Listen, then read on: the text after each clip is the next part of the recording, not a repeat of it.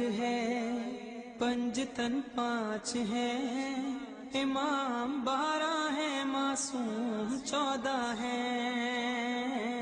अल्लाह एक है, पंजतन 5 है, इमाम 12 है, मासूम। बिस्मिल्लाहिर्रहमानिर्रहीम।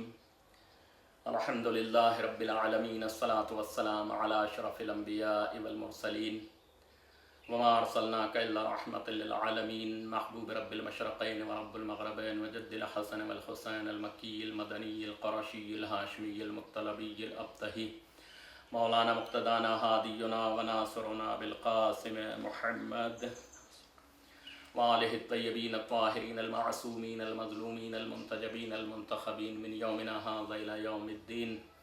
अम्मा बअद, फ़क़द क़ाल अल्लाहु तबारक फ़ी किताबिहिल मजीद व फ़ुरक़ानिहिल हमीद व हुवा अस्दक़ुस सादिक़ीन व क़ौलुहुल हक़। बिस्मिल्लाहिर्रहमानिर्रहीम।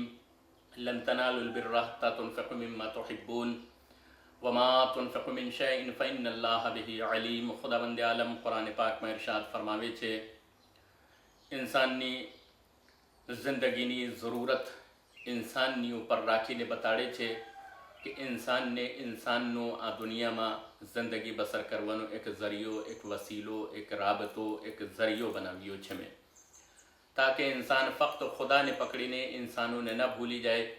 इंसान नजरिया छे आज दुनिया में पोतानी जिंदगी बसर करे छे।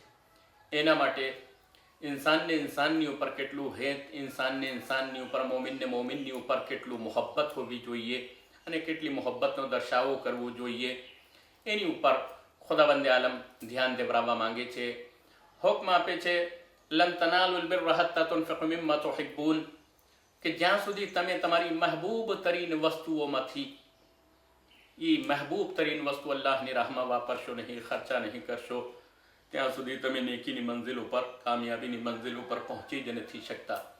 વમા તુનફિકુ મિન શૈઇન ફઇન્નલ્લાહ બિહી અલીમ। અને જે લોકો કોઈ પણ વસ્તુને અલ્લાહની રાહમાં વાપરે છે, અલ્લાહની રાહમાં ખર્ચ કરે છે, એ લોકોની માટે ખુદાવંદ આલમ સારી રીતના બેશક અલ્લાહ જે છે બહુ જાણે છે, જાણવાવાળો છે। અગર આપણે કોઈ પણ વસ્તુ અલ્લાહના હુકમ પ્રમાણે અલ્લાહના કોઈ બંદાને પેશ કરીએ तो एम नहीं कि अगर कोई ने बीजा ने खबर नहीं पड़ी तो कोई ने खबर नहीं पड़ी। अगर आपणे कोई ने कोई पण वस्तुनी जरूरत पेश करीए छे अने कोई एनी जरूरत ने पूरी करे छे, दुनिया वाळो कोई जोतो होय के ना जोतो होय, पण खालिक के जे ए आपणे पैदा कर्युं छे, आपणी जिंदगीनो मकसद राख्युं छे, आपणी जिंदगीनी माटे अमुक नियमो अने दस्तूर बनाव्या छे, ते खुदा तो जोवे छे कि जे खुदाए अमने एनी माटे पैदा कर्युं छे।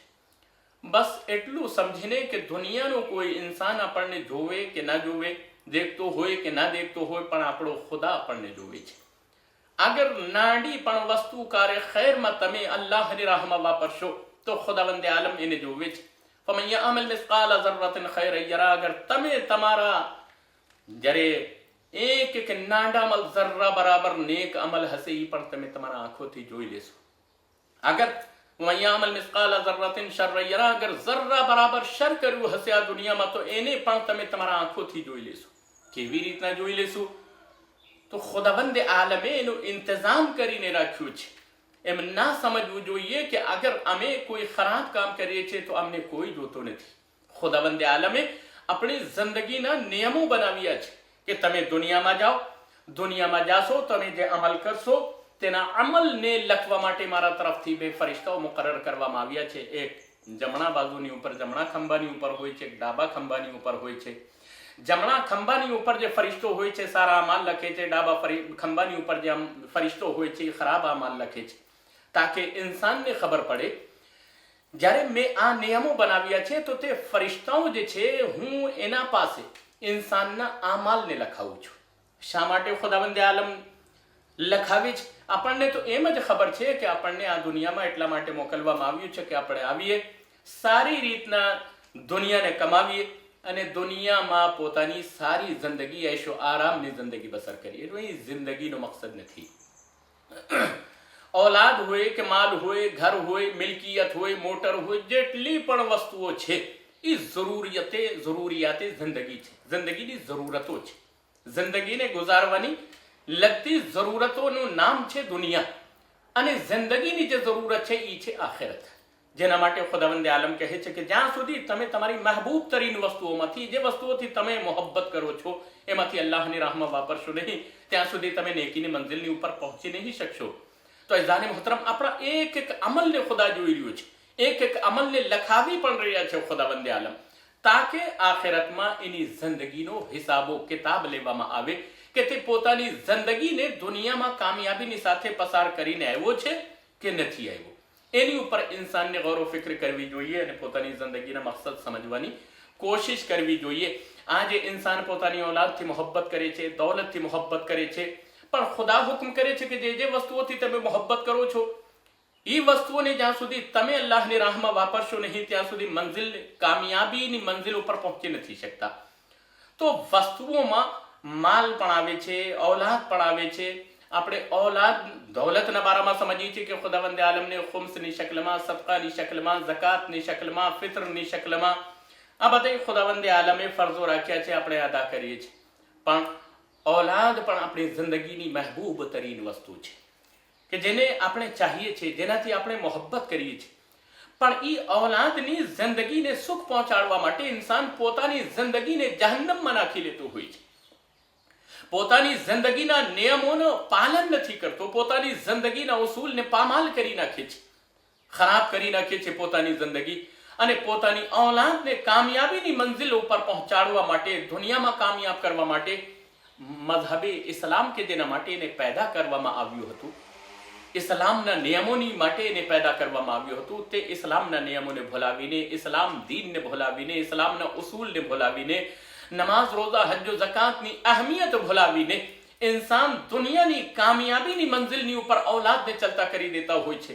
અને જ્યારે એને મોટી મંઝિલની ઉપર, પ્લાસની ઉપર, કોઈ ગાદીની ઉપર જો હોય છે ત્યારે એનો દિલ ખુશ થતું હોય છે કે મારો ફરજંદ કામયાબીની મંઝિલની ઉપર પહોંચી ગયો છે. કરશે શું પહોંચીને? એ જ પૈસા મેળવશે, પોતાની જિંદગી ऐशो આરામની સાથે ગુજારશે. તો એ બધી વસ્તુઓ જેટલું પણ ભણતર દુનિયાની હોય, દુનિયાની માલો દौलत હોય, ऐशो આરામ હોય, એ જરૂરતે જિંદગી છે, જિંદગીનો મકસદ નથી. જો જિંદગીનો મકસદ હોય તો એ સમજવું જોઈએ કે જેટલી મને औलादથી મોહબ્બત છે તો औलादને જેટલા માટે પેદા કરવામાં આવ્યું છે, જે માટે પેદા કરવામાં આવ્યું છે, તે અગર મકસદને પૂરું નથી કર્યું, અલ્લાહના દીન ઇસ્લામને કાનૂનની ઉપર અમલ નથી કર્યું, તો જેટલી પણ તરક્કી કરી લે, મારો મહેબૂબ તરીન ફરજંદ, મારી મહેબૂબ તરીન औलाद નાકામીની મંઝિલ ઉપર જ રહેશે, કામયાબીની મંઝિલની ઉપર નહીં પહોંચશે. તો દુનિયાની કામયાબી જરૂરતે જિંદગી છે, અને જિંદગીની કામયાબી જે છે એ આખિરતની માટે હોવી જોઈએ કે એવા કામ કે જેના માટે ઇન્સાનને પેદા કર્યું છે તે કામ ઇન્સાન પોતાની જિંદગીમાં, દુનિયામાં કરતા રહે અને પોતાની મહેબૂબ તરીન વસ્તુઓમાંથી અલ્લાહના રાહમાં વાપરે, તાકે તે પોતે મંઝિલે કામયાબ ઉપર આખિરતની પહોંચી શકે. એ જ ઇન્સાનની જિંદગીનો મકસદ છે.